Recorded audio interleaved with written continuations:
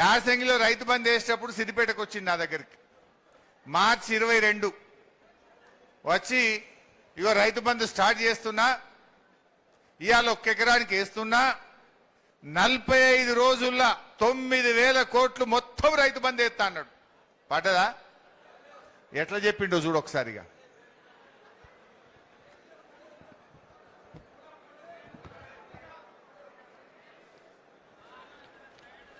ఇవాళ మార్చి 22 తారీఖు నాడు మనం ఉన్నాం.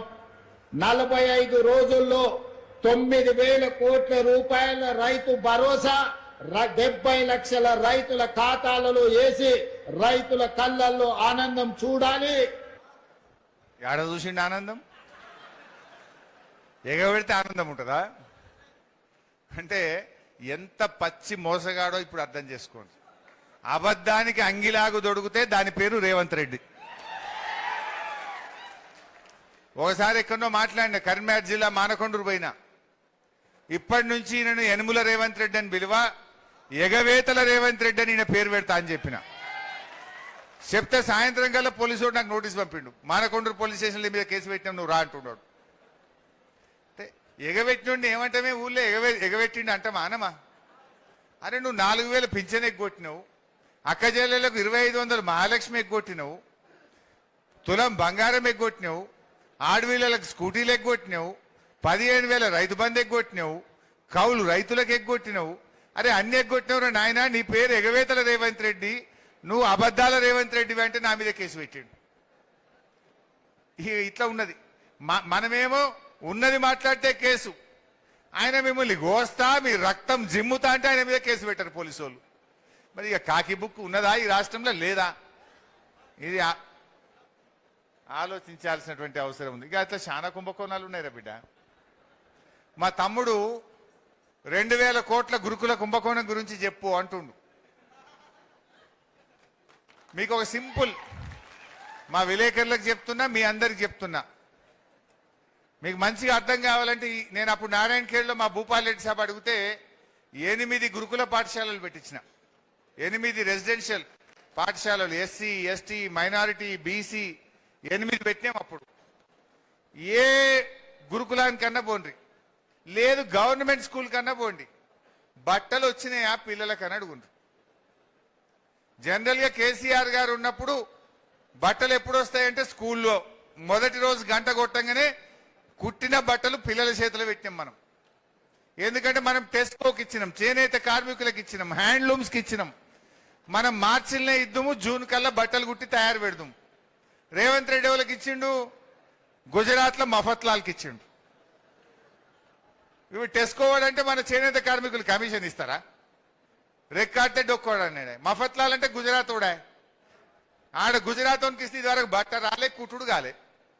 ఏ స్కూల్లో కూడా పిల్లలకు ఇప్పటిదాకా బట్టలు రాలే. గురుకుల పాఠశాలల్లో రాసుకోవడానికి నోట్ బుక్కులు రాలే. మరి ఏం చదువుకోవాలి? 15 రోజులైంది స్కూల్ స్టార్ట్ చేసి, రాసుకోనీకి బుక్కే లేకపోతే ఇక పిల్లల చదువులేమవుతాయి? మీ కమిషన్ల కక్కుర్తికి ఇవాళ గురుకుల పాఠశాలల్లో ప్రభుత్వ పాఠశాల పిల్లలు ఇవాళ అవస్థలు పడుతున్నటువంటి పరిస్థితి ఏర్పడ్డది. అట్లా చాలా జరిగినాయి. ముఖ్యంగా ఇవాళ మంచినీళ్ళ సంగతి, నారాయణఖేడ్ సంగతి మాట్లాడుకోవాలి. ఒకప్పుడు నేను నారాయణఖేడ్లో భూపాలన్న బై ఎలక్షన్ లో నేను తిరుగుతుంటే ఒక మా చెల్లె ఉండే, ఆమె పేరేంది, చిమ్నీబాయి. ఇవాళ రాలే. చిమ్నీబాయి ఓ రోజు కలిసింది, ఆ తండాకు పోయినా. ఏం తండాది?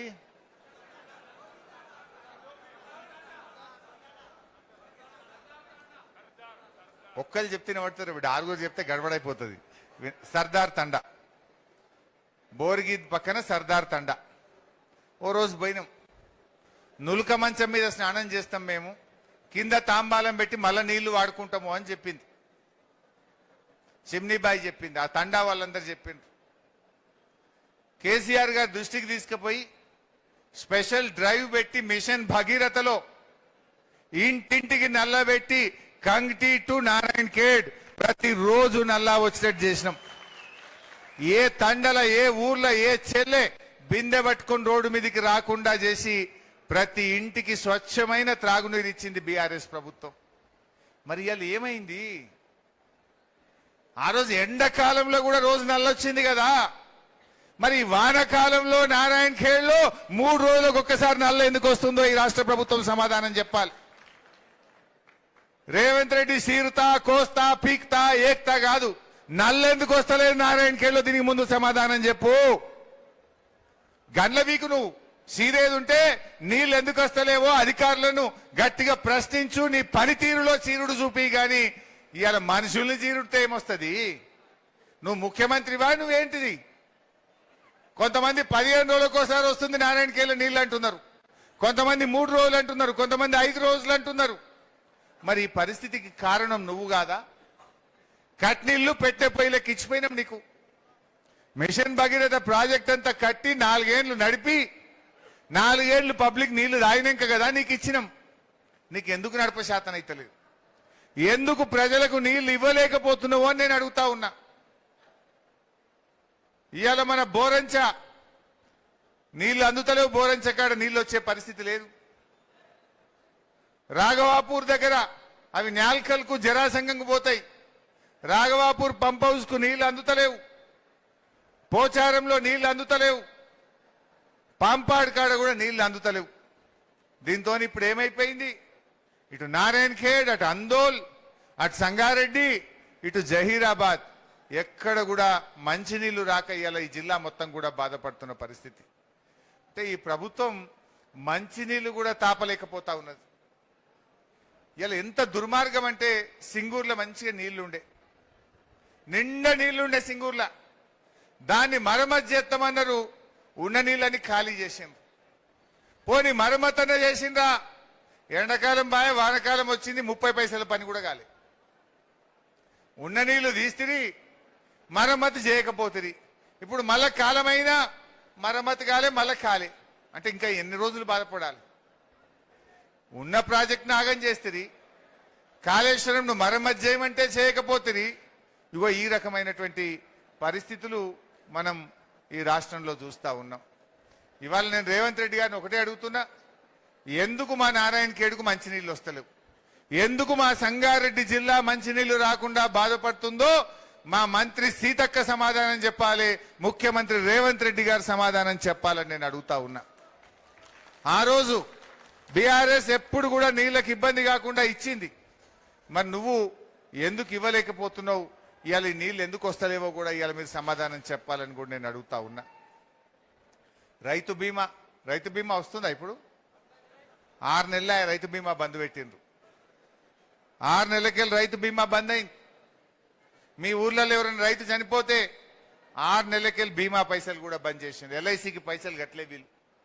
ఒక మంచి పథకం, ఎవరైనా రైతు చనిపోతే ఆ కుటుంబానికి రైతు బంధు పథకం ఒక ధీమాగా ఉండే, 10 రోజుల లోపలనే 5 లక్షల రూపాయలు వచ్చి బ్యాంకులో పడతా ఉండే. ఇవాళ 6 నెలలకెళ్ళి ఆ పథకాన్ని కూడా ఆపేసినటువంటి పరిస్థితి ఉన్నది.